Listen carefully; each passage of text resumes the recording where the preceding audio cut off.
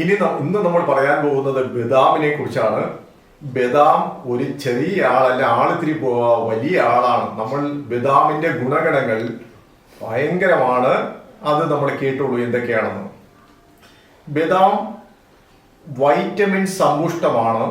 ബദാം കഴിക്കേണ്ടത് എങ്ങനെയാണെന്ന് കഴിഞ്ഞാൽ ഏറ്റവും ഗുണപ്രദമായി അത് കഴിക്കുക എന്നുള്ളത്, അതിനെ കുതിർത്ത് വെച്ച് തലേ ദിവസം കുതിർത്ത് വെച്ച് പിറ്റേ ദിവസം കഴിച്ചു കഴിഞ്ഞാൽ അതിൻ്റെ ഗുണങ്ങൾ കൂടും. കാരണം എന്ന് വെച്ച് കഴിഞ്ഞാൽ അതിൻ്റെ തോരൊക്കെ അതിനെ കളഞ്ഞ് അതിൻ്റെ ഗുണഭാഗങ്ങൾ ഏറ്റവും കുതിർത്ത് കഴിച്ചാലാണ് ഗുണം കൂടുന്നത്. കാരണം ഇതിൻ്റെ ഒരു പ്രധാനം എന്ന് പറഞ്ഞു കഴിഞ്ഞാൽ, നമ്മൾ ഇതിനെ അല്ലാതെയാണ് ഇപ്പോൾ നമ്മുടെ ബദാം അല്ലാതെ ഇപ്പോൾ കുതിർക്കാതെയാണ് കഴിച്ചു എങ്കിൽ അത് നമ്മുടെ ചില ആളുകൾക്ക് ഒരു പ്രശ്നമുണ്ടാക്കും, അസിഡിറ്റി ഉണ്ടാക്കാം. ചിലപ്പോൾ നമ്മുടെ ദഹനം തടസ്സപ്പെടും. ദഹനം പെട്ടെന്നാക്കൂല.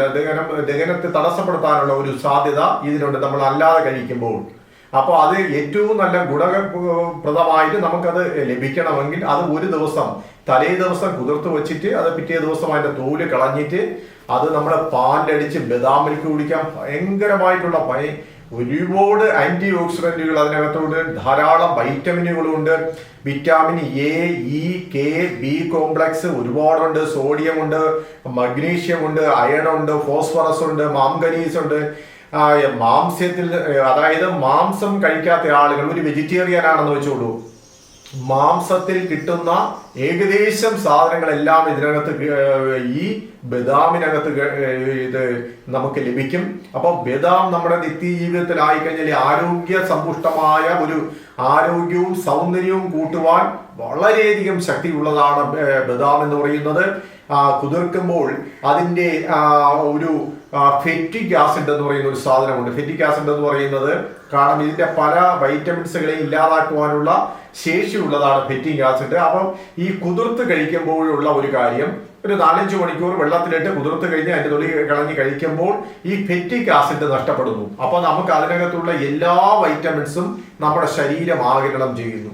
അപ്പൊ നമ്മൾ അല്ലാതെ പച്ചക്ക് കഴിക്കുമ്പോൾ ഫെറ്റിക് ആസിഡ് എന്ത് ചെയ്യുന്നു, പല ഇതിലുള്ള വൈറ്റമിൻസിയും ധാതുക്കളെയും എല്ലാം എന്ത് ചെയ്യുന്നു, അത് വലിച്ചെടുക്കുന്നു. അപ്പൊ അതുകൊണ്ടാണ് ഇത് കുതിർത്ത് കഴിച്ചു കഴിഞ്ഞാൽ കൂടുതൽ സമ്പുഷ്ടം എന്ന് പറയുന്നത്. അതുപോലെ തന്നെ വേറൊരു കാര്യം ശ്രദ്ധിക്കേണ്ടത്, സാധാരണ ആളുകൾ ബദാം വറുത്ത് കഴിക്കുന്നു. വറുത്ത് കഴിച്ചാലുള്ള ഒരു പ്രശ്നം എന്ന് പറയുന്നത്, അതിന്റെ പല വൈറ്റമിനുകളും മിനറൽസും ഒക്കെ വറുത്ത് കഴിച്ചു കഴിഞ്ഞാൽ നഷ്ടപ്പെടും. അപ്പൊ ഏറ്റവും നല്ലതെന്ന് പറയുന്നത് ബദാം കുതിർത്തു കഴിക്കുകയാണ്. അപ്പോൾ ഇതിന്റെ വേറെ ഒരു കാര്യം പ്രത്യേകതയുണ്ട്. ഹൃദയ ആരോഗ്യത്തെ മെച്ചപ്പെടുത്തുവാൻ വളരെ ശക്തിയുള്ള ആളാണ് ബദാം. മാത്രമല്ല, ഈ കൊളസ്ട്രോൾ എന്ന് പറയുന്നത് നമുക്ക് വലിയ ദോഷമുണ്ടാകും. കൊളസ്ട്രോളിന് 2 തരത്തിലുള്ള കൊളസ്ട്രോൾ ഉണ്ട്. നല്ല കൊളസ്ട്രോളും ചീത്ത കൊളസ്ട്രോളും. നല്ല കൊളസ്ട്രോൾ കൂടിയിരുന്നു കഴിഞ്ഞാൽ ഹൃദയാരോഗ്യം മെച്ചപ്പെടും. നിങ്ങൾ ബദാം സ്ഥിരമായി കഴിക്കുകയാണെങ്കിൽ നിങ്ങളുടെ ശരീരത്തിലെ നല്ല കൊളസ്ട്രോൾ കൂടിയിരിക്കും. അപ്പോൾ എന്ത് ചെയ്യും, സ്വാഭാവികമായിട്ടും നിങ്ങളുടെ ഹൃദയാരോഗ്യവും ശാരീരിക ആരോഗ്യവും മെച്ചപ്പെട്ടിരിക്കും. അപ്പോൾ അതാണ് ഇതിന്റെ ഏറ്റവും, അതായത് കൊളസ്ട്രോൾ നിലയെ ഏറ്റവും നല്ല രീതിയിൽ നിലനിർത്താൻ കഴിയും.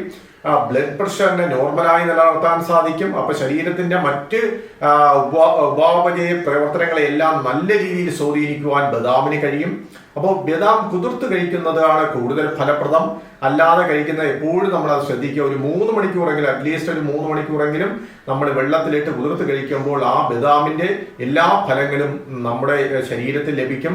അപ്പോൾ നിങ്ങളുടെ ആരോഗ്യത്തിനും സൗന്ദര്യവും നിലനിർത്തുവാൻ ബദാം നിങ്ങളുടെ ജീവിതത്തിലെ നിത്യഭാഗമാക്കി മാറ്റാൻ ശ്രമിക്കുക.